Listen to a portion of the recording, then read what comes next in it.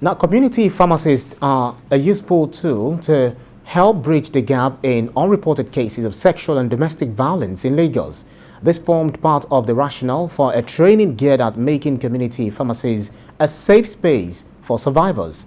Kemi Fola has more. The Lagos State Domestic and Sexual Violence Response Team says that between January to June 2021, at least 60% of survivors of domestic violence sought help at community pharmacies, out of which 50% didn't report at the designated police station or go to the hospital.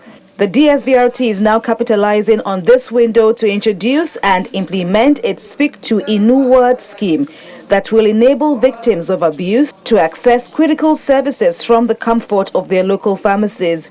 To achieve this, the team trained 95 licensed pharmacists with the aim of creating safe spaces needed to combat the twin evils. But there might be other people in the pharmacy when they come.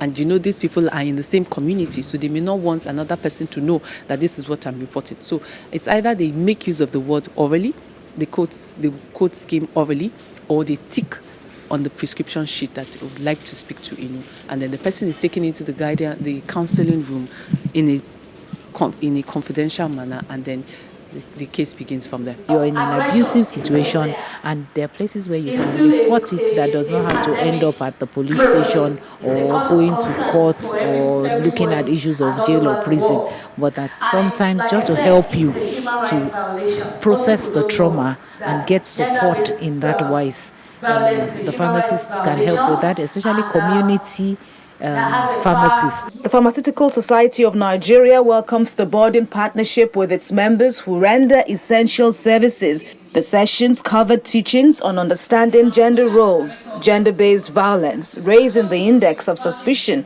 as well as application of the laws and existing state structures. Then the person that has actually perpetrated this crime can go behind bars, can be locked up for years. So when they know the law, they'll be able to sensitize the public as well. They'll be able to sensitize the victim that comes to them. They will know what kind of advice that they will give that victim. I will praise the organizers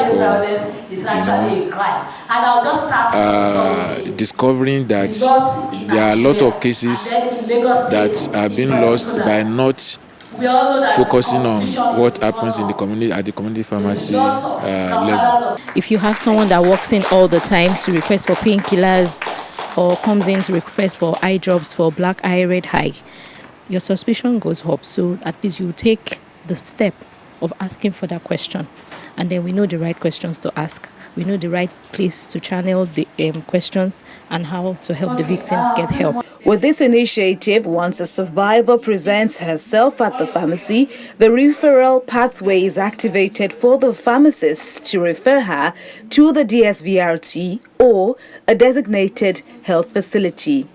Kemi Fola, TVC News, Lagos.